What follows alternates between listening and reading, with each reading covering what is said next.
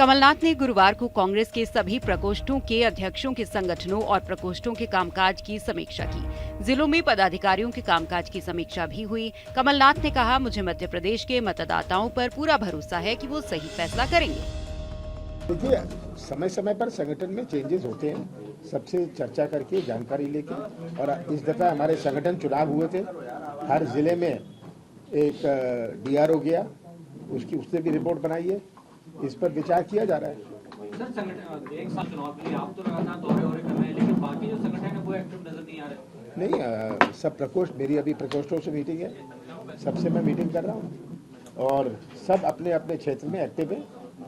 भोपाल में भीड़ जमा करने से कोई फायदा।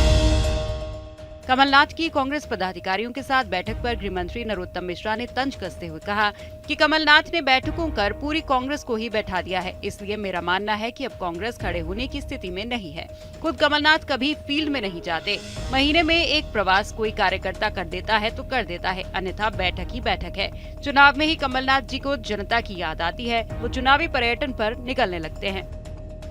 दुर्भाग्य प्रदेश का रहा कि ये 15 महीने योजना ही बनाते रहे, इनने कुछ किया नहीं। और अब ये ट्वीट कर रहे हैं, अब ये सिर्फ ट्वीट ही कर रहे हैं, और इनके चक्कर में पूरी कांग्रेस बैठी बैठी घरों पर ट्वीट कर रही है। और यही कारण है कि युवक कांग्रेस के अध्यक्ष को बर्खास्त करना पड़े कई पदाधिकारी, क्योंकि सभी ट्वीट पे आ गए हैं। जनता के बीच कोई है ही नहीं। ट्विटर के माध्यम से सेवा करने की इनकी अब उपयोगिता समाप्त। सीएम शिवराज सिंह चौहान जबलपुर में आयोजित एक कार्यक्रम में आम लोगों से संवाद करते हुए नजर आए। इस दौरान सीएम ने कहा कि प्राकृतिक संसाधनों से संपन्न जबलपुर विकास के पैमाने पर एक नई ऊंचाई को हासिल करने का सामर्थ्य रखता है। प्रगति, विकास और जनसेवा के लिए दिल से दिल जुड़ जाएं तो हम नई ऊंचाइयों को छू लेंगे। सरकार संसाधन जुटाएगी और समाज सहयोग के लिए कदम बढ़ाए। आप और हम मिलकर जबलपुर को बुलंदियों पर पहुँचाएंगे। लेकिन जबलपुर और ऊंचाइयों तक पहुंचने का सामर्थ्य रखता है, क्षमता रखता है, और वो उसका हकदार भी है। और इसलिए मेरे मन में आया कि क्यों ना सरकार और समाज मिलकर, देखिए, केवल सरकार से चीजें नहीं होती। सरकार और समाज, यहाँ का प्रबुद्ध समाज है, गतिशील समाज है, नर्मदा मैया की हम पे कृपा बरसती है, भेड़ा घाट जैसे विश्व प्रसिद्ध पर्यटन स्थल अपने पास है, बरही डैम हो आसपास, पूरा संपदा बिखरी पड़ी है, अनेकों चीजें। मैं आज इसके बहुत विस्तार से विवेचन में नहीं जाऊंगा। हम क्यों न मिलके एक नई ऊर्जा, नए सोच और नई ताकत के साथ जबलपुर को बुलंदियों तक ले जाने के प्रयत्न प्रारंभ हो गए। पंडित धीरेन्द्र कृष्ण शास्त्री ने प्रेस वार्ता को संबोधित करते हुए कहा कि कुछ लोगों ने नागपुर में कथा छोड़कर भाग जाने और अंधविश्वास का आरोप लगाने के आरोपों पर खुलकर जवाब दिया। इस दौरान पंडित धीरेन्द्र कृष्ण शास्त्री ने अंधविश्वास समिति को खुला चैलेंज देते हुए कहा कि राजधानी रायपुर के गुड़ियारी में 20 और 21 जनवरी को दिव्य दरबार लगेगा। इस दरबार में आकर अपना चैलेंज स्वीकार करें। नागपुर में 2 दिन का दिव्य दरबार लगाया गया था, वहाँ वो क्यों नहीं आए? किसी को पत्र लिखकर क्यों नहीं भेजा? इसका मतलब वो छोटी मानसिकता के लोग हैं और भगोड़े हैं। सामने बैठा है, नागपुर महाराष्ट्र में कथा हुई तो पहले ही हमने कह दिया था, देखो भाई 7 दिन की कथा हो पाएगी, 9 दिन का टाइम नहीं है। लेकिन बच्चे नहीं माने, 9 दिन का नोट करवा दिया। हमने फिर खबर भेजी कि 7 दिन ही कथा होगी, और उस पर भी डलवा दिया कि भाई उसमें चैनल पे।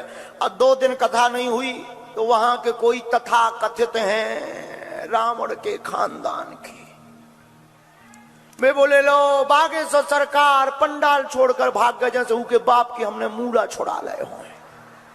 ठटरी के बारे नक कटा है, उन्हें यही शर्म नहीं आई है। वो बोले क्यों भाग गए, तो उन्होंने न्यूज पर एडवर्टाइजमेंट दिया, बोले दरबार के लिए हमने 30 लाख रुपए, बोले हमारा बताएं तो 30 लाख देंगे। नक कटा, हम तो फ्री में बताते ही थे, नागपुर में नहीं थे मिल पाओ। अब उसे विचार करना चाहिए, 2 दिन दरबार लगा, 7 दिन कथा क्यों हुई? कितने दिन चली कथा? 7 दिन चली ना।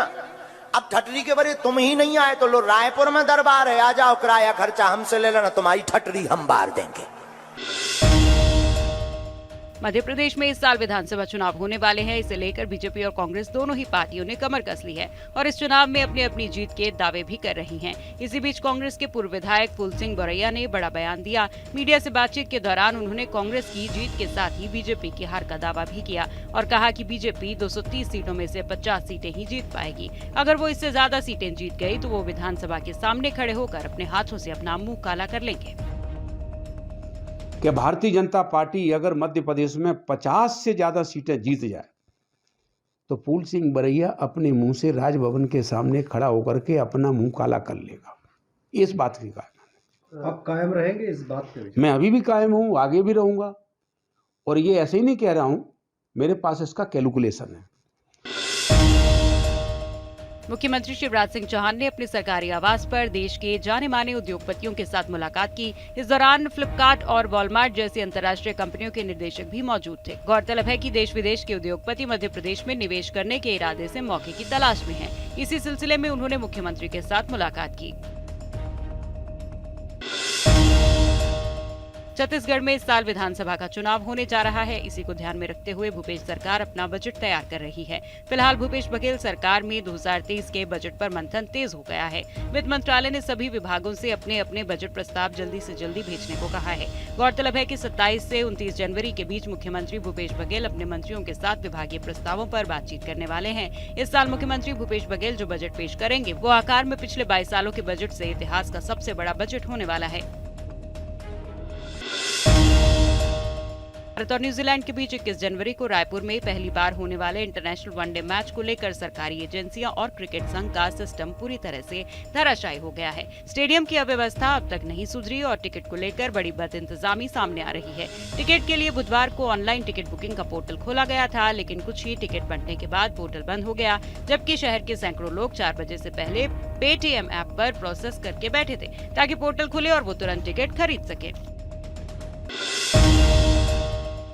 मध्य प्रदेश में पड़ रही कड़ाके की ठंड से 1-2 दिन में राहत मिलने की संभावना मौसम विभाग ने जताई है। मौसम विभाग के अनुसार 22 जनवरी से दूसरा वेस्टर्न डिस्टर्बेंस एक्टिव होने जा रहा है, जिससे भोपाल सहित आधे मध्य प्रदेश में न्यूनतम तापमान 2 से 3 डिग्री तक बढ़ सकता है। वहीं भोपाल, ग्वालियर, चंबल संभाग में बारिश की संभावना बनी हुई है। बादल छटते ही जनवरी के अंतिम सप्ताह में एक बार फिर से कड़ाके की ठंड वापस आ सकती है।